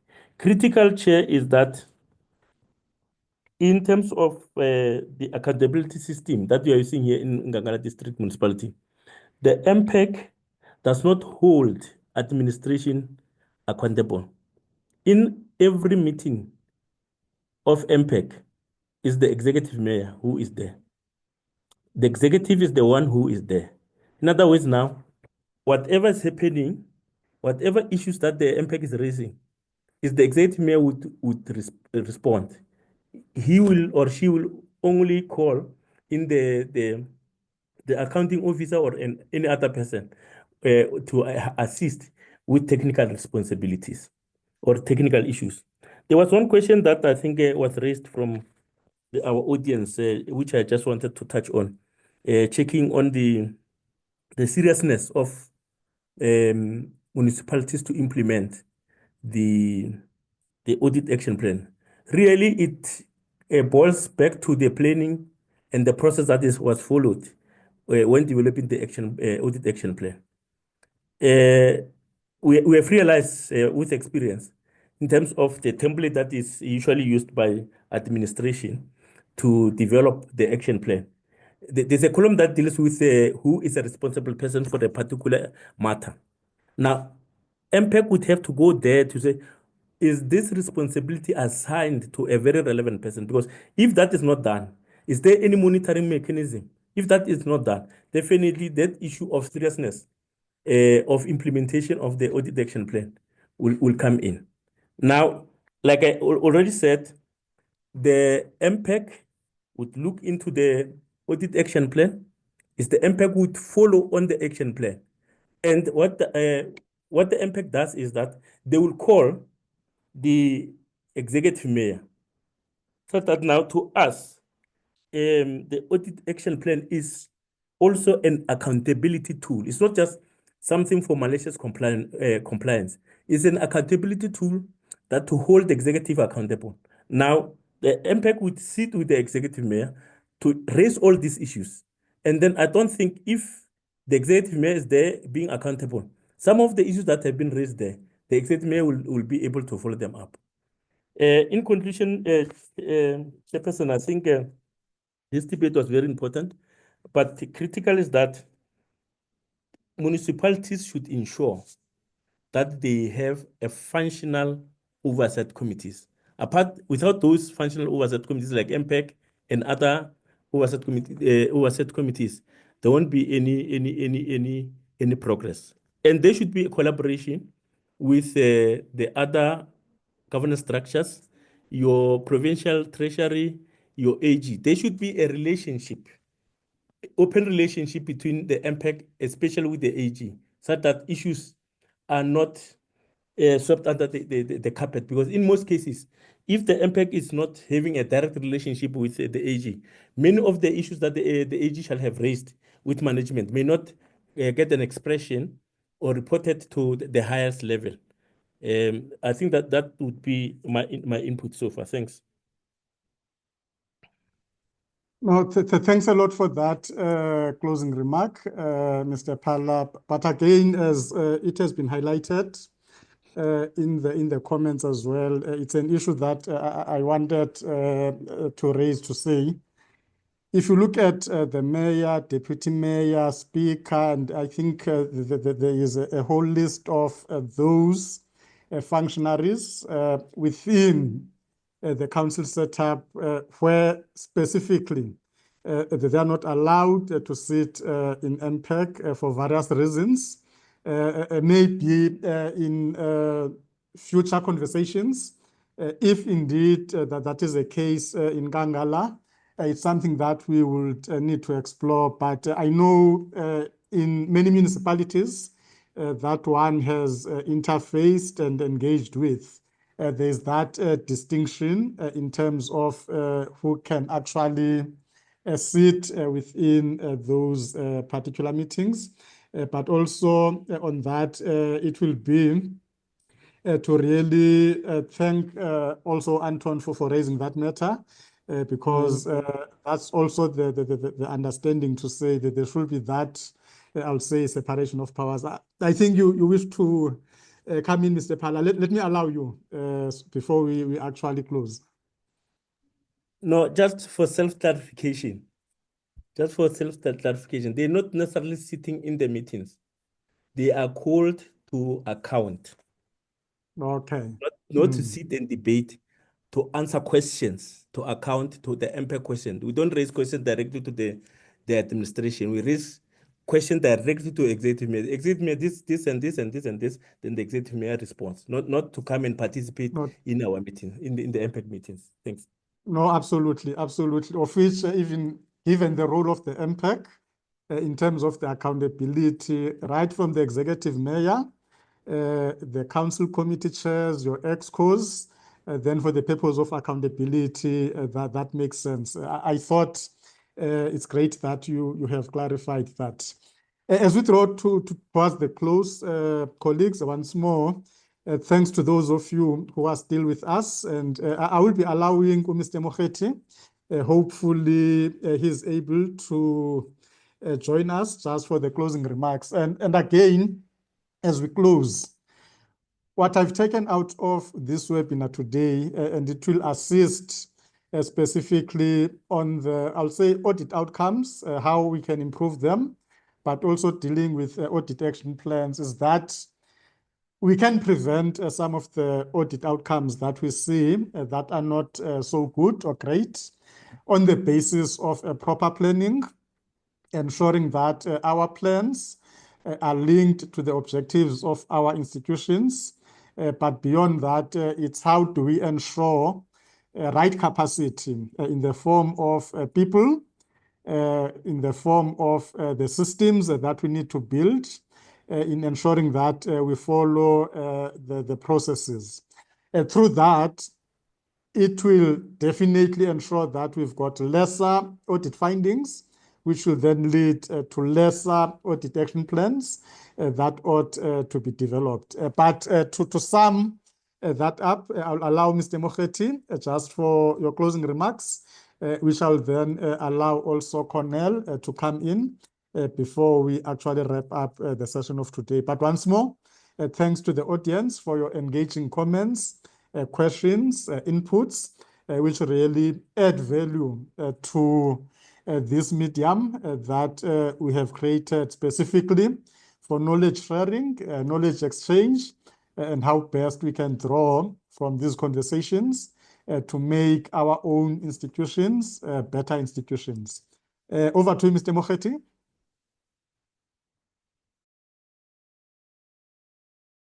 Thanks, Chair. Thank you very much, Chair. Chair, as I said, apologies, colleagues, I'm driving.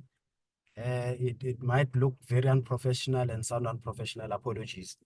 But I think, Chair, you literally took words out of my mouth. And without being lazy because I'm driving, and also that I'm not standing. When I want to become a predicant at some point.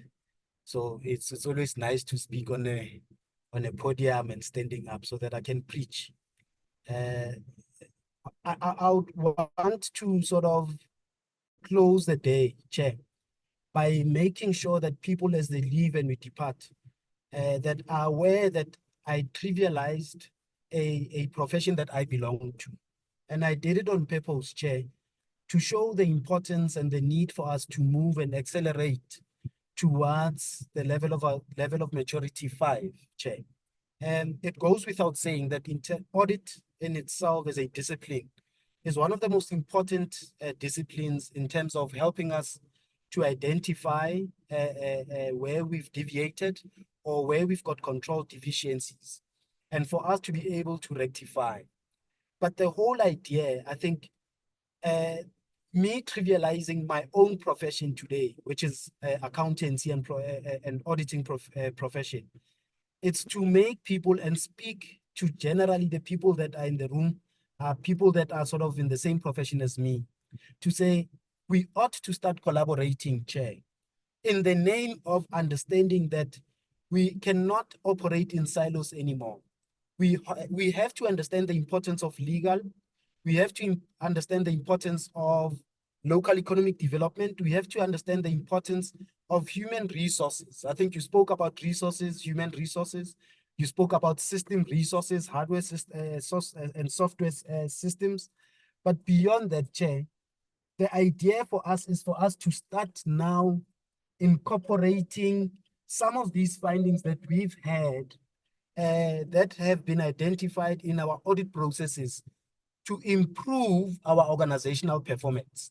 And the inspiration should be coming from us wanting to see our organizations performing at a level where we believe, number one, it's not nice to be working in a municipality that has got this old building, but we can't even paint a building because, Chair, we can't collect money.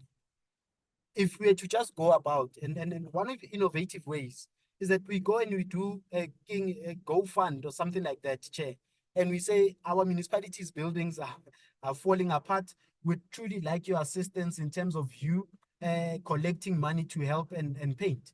And if legally, doctor said that our innovations has to be within the legal requirements and legal frameworks. So that, Chair, it then sort of sums up my submission today to say the audit finding has always been an important thing, but please, the inspiration should be coming mainly from thriving for our organization to arrive at the level of performance where we believe they should be. And thank you very much, Chair. Thanks for that submission, for that input, which really emphasizes what has come through this webinar this morning. And again, to all of us, Dan has shared quite some links in terms of how you can be able to access our previous webinars. As I've indicated, it's our 4th year. We've got all those webinars from 2022 up to this one that you will get as you get to the website. But also for our future webinars, I know, for an example, the next 2 webinars already are uploaded for registrations. If you go to the website, you will also be in a position to have insights. What is it that we have planned for the next couple of months? As I go towards the close, and again, I cannot thank our audience more with respect to your participation, your contribution, and we often pride ourselves through these webinars to say, even if we touch one attendee, it's a great deal to us because it might be that there are more who have been touched but could not express that which they have drawn from this session. I just want to read a final comment before I allow you, Cornel, to come in. From Neo Katwayo, one of, I'll say, people who are really putting much effort to how we improve our public institutions, specifically on the public finance management. He is with the African Professionalization Initiative, which is a regional or an African body that looks exactly on how to professionalize, how do we build our public service. He says, congratulations, a great webinar, very insightful. I particularly liked the comment about municipalities building a relationship with their residents so that the customers fully understand the context and the challenges under which municipalities operate. And again, it's also a call from ourselves to say, even on the issue of the audit outcomes, as citizens, as communities, you've got that role to play in ensuring that where there are action plans, they must be attended to, even going beyond that to say, how can the participation of citizens in the running of a municipality can also assist in reducing these, I'll say, bad audit outcomes, but it needs all of us to get to that point. As we close, Cornel, I'll allow you to come in just for your closing remarks. I'll then wrap up the session thereafter. But once more, to those of you who are still with us, thanks for that. That's much appreciated. Over to you, Cornel. Chair, yes, I can't agree more with Mr. Mokhethi. I fully support what he said and how we should do this. And if I can add, is that we need to be introspective. We continuously need to look at our organization, and admit where we are failing. When it's still a small issue before it gets a big issue. And we need to be honest, and we need to be honest enough and open enough to go to Mr. Mokhethi at PT and say, set me up with somebody that works across provinces, across boundaries. But we want to stick and we want to keep our own household drama for ourselves, whilst the world already knows it and they get a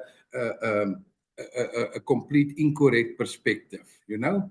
That community perspective, the municipality is wasting money, is corrupt and whatever. Because that is what they've been fed. The good that the municipality is doing never gets there, anti-touch on communication. But I think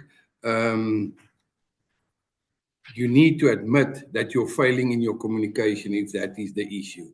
You need to admit that you're scared, is to seek help and to ask a colleague that maybe doesn't have the answer, but the next one will have that answer. We are reluctant to get rid of, say, consultants and test systems because it has evolved. Systems has evolved in the last 8 years that you like never before in the world, I would say. We are already at artificial intelligence. My prediction is that artificial intelligence will make out 30 to 50% of the audit techniques. It's the way that the world is going. And if you're still stuck in your PDFs and your files, you are just missing the artificial intelligence part of it, because that's one place that artificial intelligence can't assist you. So yeah, colleagues, thanks for the opportunity. Be innovative. Please share your innovations. Don't be scared to try something, because you might just find something that really makes the difference and change a lot of things. And that is, I think, the objective, or we agree on the objective of these forums. Thanks once again, Chair, for the opportunity, and looking forward for your new, or for the next ones that's coming up. Thank you. Thank you, colleagues.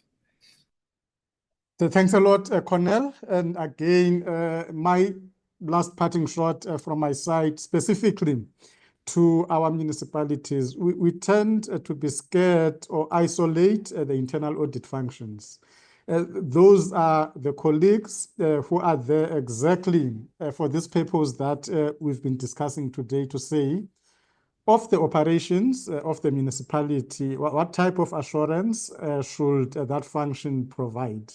And again, having observed how the internal audit functions have been isolated in some of the municipalities, it then translates to the outcomes that we see in audits, with us effectively using them. Definitely, even the audit action plans that are a byproduct of the audit outcomes, they can become lesser and lesser, and ensuring that indeed all the municipalities graduate from the red lights to the green lights that we've been talking about today. But at the core of it is ensuring that the citizens do receive the services as per the Constitution, and that can only be done if we collectively work towards that. Once more, thanks to our panelists. Your great insights and inputs will always and forever be appreciated. To the audience, of course, we will forever appreciate your presence, your participation, your contributions. They really go a long way in terms of the knowledge exchange, sharing, and learning from each other. And of course, to our sponsors, Business Engineering and BSO Consulting Group, we are forever grateful for the support that you've pledged in this webinar series. And as I've indicated, those that we work closely with in the industry, we've got Sigfaro, we've got Salga, we've got Simam. We will walk this journey together until that point that our municipalities have changed, transformed, and continue to deliver sustainable service delivery. As I part, yes, the team, then from Future Cities Africa, always appreciated for the support, for the vision, and for the enthusiasm that you continue to add to these webinars, and of course to the team at the Municipal Edge, and Dr. Kaywood in her absentia due to other commitments. She's not with us now. Thanks a lot. Let's continue doing what we can to ensure that we contribute to better and transformed institutions. On that note, that's it from my side. Until we see each other in the next webinar, that will be in April. Go to the website of Future Cities Africa, you go to the webinars, you will see the outline of the upcoming webinars, and enjoy until we meet next time. That's it from my side. Thanks a lot.